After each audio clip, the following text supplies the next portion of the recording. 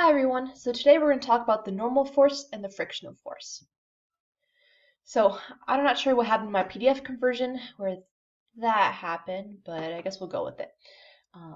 So the normal force is the force on an object due to a surface.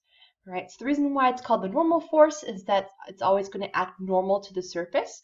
Right? Remember, normal is the mathematical equivalent of saying perpendicular, so saying a 90-degree angle. So this force is going to be caused by the microscopic forces on the molecules making up the surface. So basically it's those molecules they're pushing up on the object. And that's what this normal force is. What's interesting about the normal force is that the harder an object pushes on the surface, the harder the surface is going to push back. Remember, we know that from Newton's third law. Therefore, in a sense, the normal force is going to adjust itself so the object always stays on the surface without penetrating the surface. So because of this, the normal force doesn't have an explicit formula, but in general, it can be solved for using Newton's second law, right? And we'll see that in class. So here's just an image on the left here, what I was talking about with the normal force acting perpendicular to our surface, right? So if our surface is horizontal, our normal force is going to be in the vertical, whereas if it's tilted, our normal force is going to be tilted accordingly, right? And since this normal force is due to these molecules pushing on our object, so in this case our surface here is pushing up on our block, so our block doesn't fall through that surface. We can have multiple normal forces acting on an object. So here's just an image I found where a man is standing on the floor leaning against a wall. So we got a normal force acting up on the man's feet, and we also have a normal force pushing against the guy's back. And then we have some other forces labeled here, but let's not worry about those right now. So now we come to the frictional force, right? So friction is going to be due to, again, these microscopic molecules. So if we zoom in on an object, so let's say we had a block here and a surface. If we zoom in on this little area, what we're going to see microscopically is that our surface is not smooth.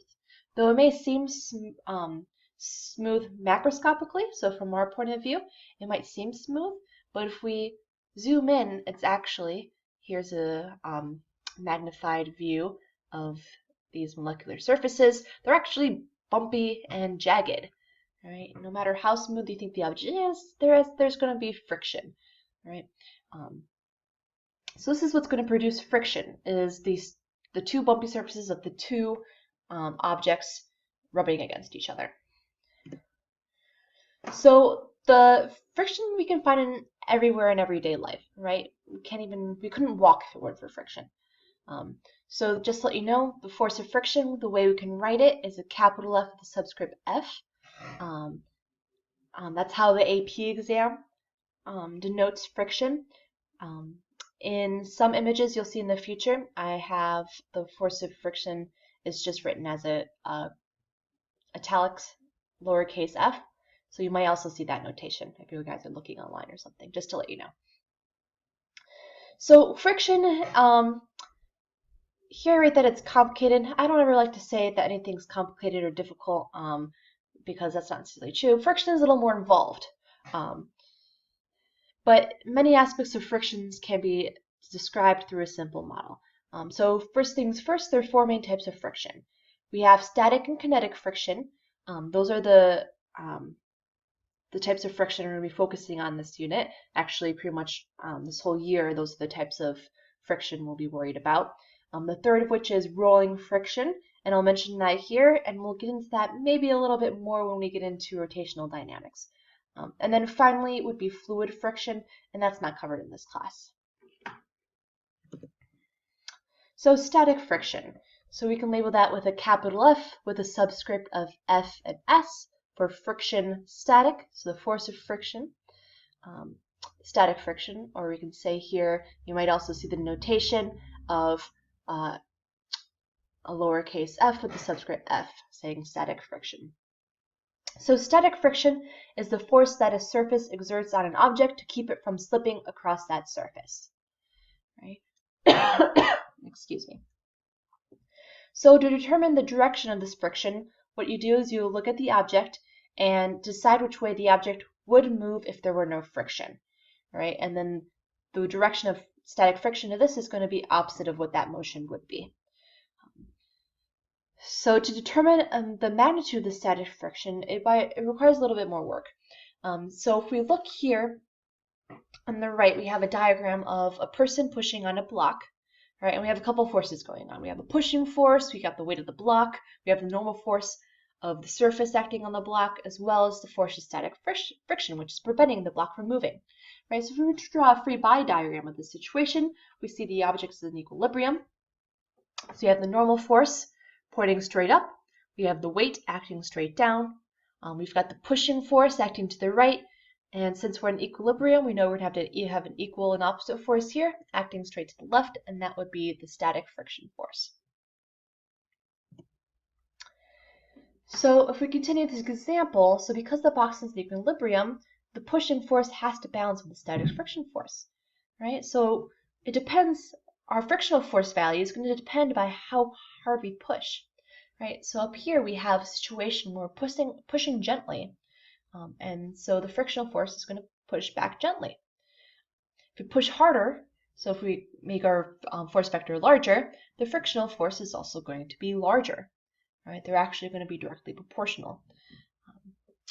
So pushing harder still, our static friction is going to push back as hard as it can, and then we'll have a maximum moment in which then it's going to start slipping, and then we don't have static friction anymore, and we'll see that what that entails. So static friction is going to have a maximum possible value, and we can denote that as our force of static friction maximum. So a lot of subscripts here, but we'll push through it. So it's been experimentally found that the force of friction is going to be proportional to the normal force. So in specific, for the maximum frictional force for static friction, we can say we have this equation here. So we have the maximum force of static friction is going to be equal to the coefficient of static friction, that's the symbol here, mu with a subscript s, so mu is a Greek letter, multiplied by our normal force, and that's what this force this here represents, is our normal force. So what we might be unfamiliar with here is the coefficient of static friction. So this is going to be a unitless number, and it's going to depend on the materials of the object and the surface. So you can find online lists of values for coefficients of frictions. Probably also in the online textbook there is probably a table there as well. Generally, the coefficient of friction is going to be between the values of 0 and 1, but it can also be larger than 1. Right? So if the coefficient of friction were 0, that's to say that we have no frictional force.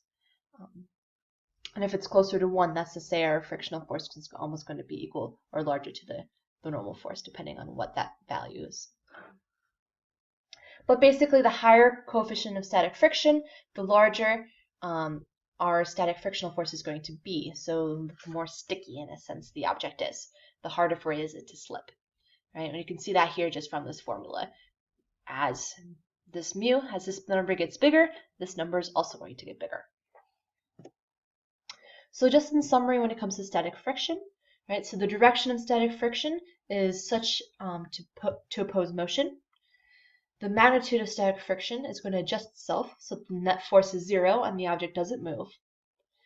And the magnitude of static friction cannot exceed a maximum value that's given by this expression here. And if the frictional force needed to keep the object stationary is greater than that value, the object is going to slip and it's going to start moving. And when the object starts moving, we're going to have something called kinetic friction. Right, so we could note that as our force of friction that's kinetic. Oops, sorry, I accidentally clicked.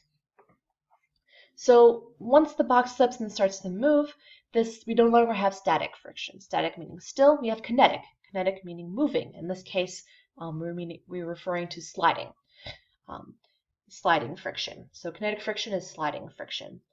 So the direction of kinetic friction is always going to be opposite the direction in which the object is sliding across the surface. And unlike static friction, kinetic friction is going to have a constant magnitude, right? And that's going to be equal to this expression here.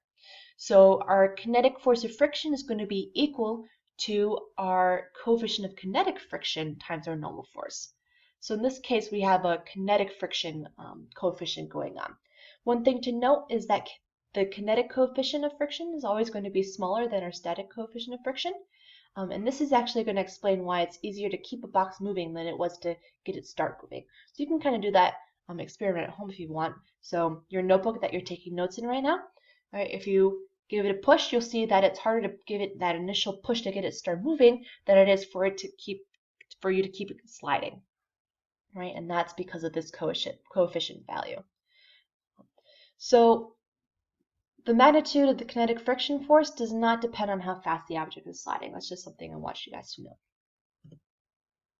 So here we have a graph of the frictional force versus some sort of other force. So this could be either a pulling force or a pushing force. So maybe let's say this is our box example again, and we're pushing on the box, right? So when the object is still, so when our box is still and not moving, we're in equilibrium, our static frictional force is going to be equal to our pushing force, right? And we know that these are going to be directly proportional. So if I push on harder, our static frictional force is going to increase at that same rate, right? So, but then at a certain point, we're going to reach our maximum frictional value. That's going to be this number here. And then it's going to be easier to push, right? That's because our coefficient of static friction is going to be larger than kinetic friction, right? So then we're going to basically have a dip in our graph into which we're going to level out and have a constant kinetic frictional force value, right? And that's like we mentioned, this value is changing, where for kinetic it is going to not be changing. The third type of friction we have is called rolling friction.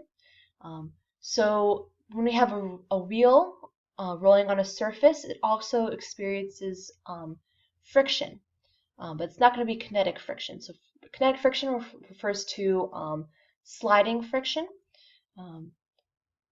And so if we were skidding, then we'd have kinetic friction, but if we're rolling, it's actually going to be a different type of friction. So this is because the portion of the wheel that's in contact with the surface is going to be stationary with respect to that surface. It's not going to be sliding. So basically the gist out of this is we're going to have the same expression.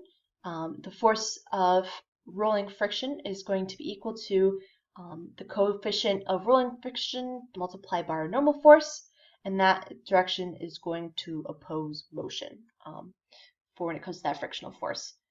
So it's going to be similar to our kinetic frictional force value situation, except we're just dealing with rolling now. And in general, the values of this coefficient for rolling friction are going to be smaller than the kinetic.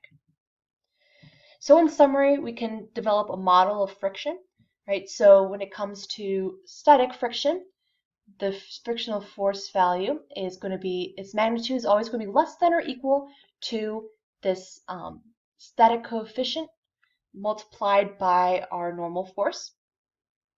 All right, so actually if you look in your formula sheet, you'll see an expression with this less than or equal to sign. And the direction is going to be necessary to prevent motion. Right? And then here we have kinetic friction, and its magnitude is going to be equal to its coefficient multiplied by the normal force, and the direction is going to be opposite in motion, and similarly for the rolling frictional force, excuse me. So that's what I have for you guys today. Thank you very much.